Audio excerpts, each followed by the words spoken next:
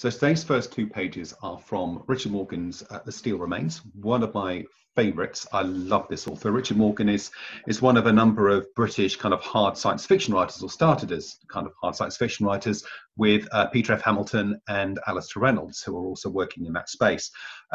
Also, if any of you are watching the Altered Carbon series on Netflix at the moment, Altered Carbon was one of the first books of Richard Morgan's I read, and there's a series of 3 books which the Netflix series are loosely based on. The first series was very reasonably closely followed the first book. The second series, Anthony Mackie, is much looser, but that's where it came from.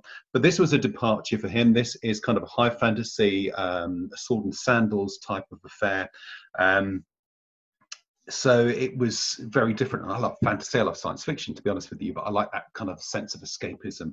The thing about Richard Morgan is it is not for the squeamish. If you have watched the Netflix series, certainly the first one, very viscerally violent. And I often say when I'm talking about Richard Morgan that there is no one who writes violence better than Richard Morgan. Not in a kind of gratuitous or offhand way, but it is visceral, it's compelling, it really brings you right into the blood and the sweat and the fear. And there are some fantastic fight sequences and battle sequences in this. Also some very flawed, interesting characters. Ringgill, who's the main character we'll hear about in a minute, is a bit debauched, is a professional killer, but has a sense of ethics and does actually have a sense of justice. The other 2 characters, Egar and Archeth, are similarly flawed. So not for the squeamish, but fantastic read. 3 books, Steel Remains, Cold Commands, Dark Defiles. Really good. And the story, the ending of the trilogy, the last few pages are kind of Anyway, enough of that, because you want to hear the first 2 pages. So here are the first 2 pages of The Steel Remains by Richard Morgan.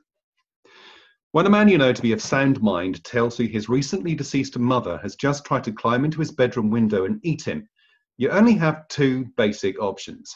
You can smell his breath, take his pulse, and check his pupils to see if he's ingested anything nasty. Or you can believe him. Ringgill had already tried the first course of action with Basker the schoolmaster, and to no avail. So he put down his pint with an elaborate sigh and went to get his broadsword. Not this again, he was heard to murmur as he pushed through into the residence bar. A yard and a half of tempered Kiriath steel, Ringgill's broadsword hung above the fireplace in a scabbard woven from alloys that men had no names for, although any Kiriath child could have identified them from age 5 upwards. The sword itself also had a name in the Kiriath tongue, as did all Kiriath forged weapons. But it was an ornate title which lost a lot in translation. Welcomed in the home of ravens and other scavengers in the wake of warriors was about as close as Archeth had ever been able to render it. So Ringgill had settled on calling it Raven's Friend. He didn't like the name especially, but it had the sort of ring people expect of a famous sword, and his landlord, a shrewd man with money and the potential for making it, had renamed the inn the same way, setting an eternal seal on the thing. A local artist had painted a passable image of Ringgill wielding the Raven's Friend at Gallows Gap, and now it hung outside for all the passing world to see. In return, Ringgill got bed and board, and the opportunity to tell tales of his exploits to tourists in the residence bar for whatever was dropped into his lap. All that, Ringgill once remarked ironically in a letter to Archeth, and a blind eye turned to certain bedroom practices that would doubtless earn yours truly a slow death by impaling on Trelane or Yelteth. Heroic status in Gallows Water, it seemed, included special dispensation not available to the average citizen in these righteous times.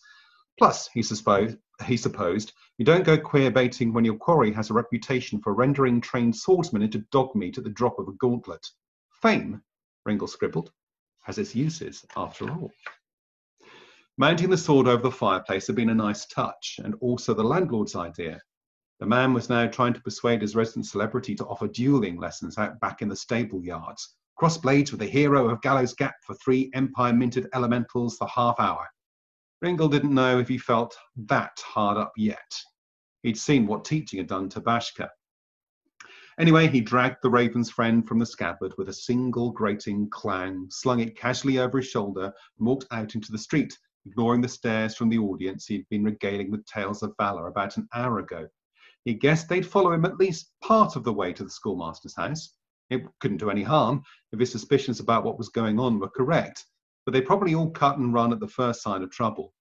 You couldn't blame them, really. They were peasants and merchants, and they had no bond with him.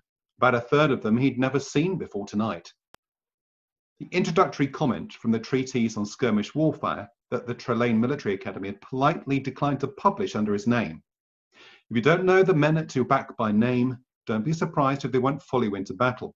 On the other hand, don't be surprised if they will either, because there are countless other factors which you must take into account. Leadership is a slippery commodity, not easily manufactured or understood. It was simple truth, as gleaned from the bloody forefront of some of the nastiest fighting the free cities had seen in living memory. It was, however, the lieutenant editor in Trelane who had written kindly, just too vague for the Academy to consider as viable training material.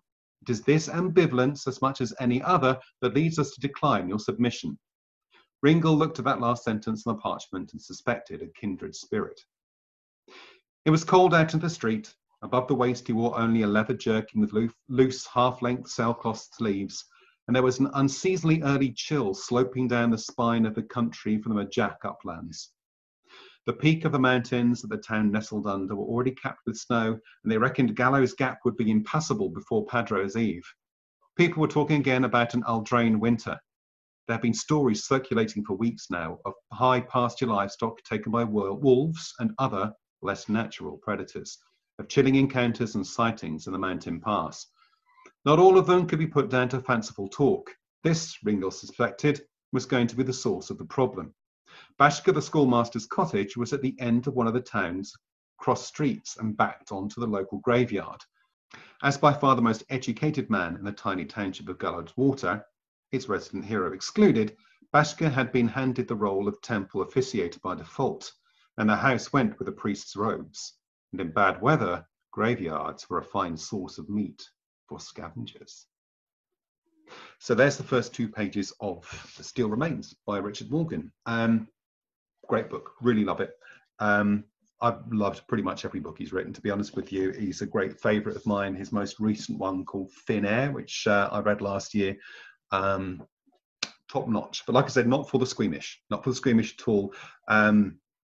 Say violence, swearing, sex, all sorts of things. Have you seen the first season of Altered Carbon on Netflix? You get the idea. They really embraced that. The second series was a little less so, I found, as much as it still had, some of the violence and some of the other, content, that it kind of toned it back a bit, and it didn't feel quite as Richard Morgan-y to me, whereas the first one really embraced it and did a cracking job with the adaptation of the first book.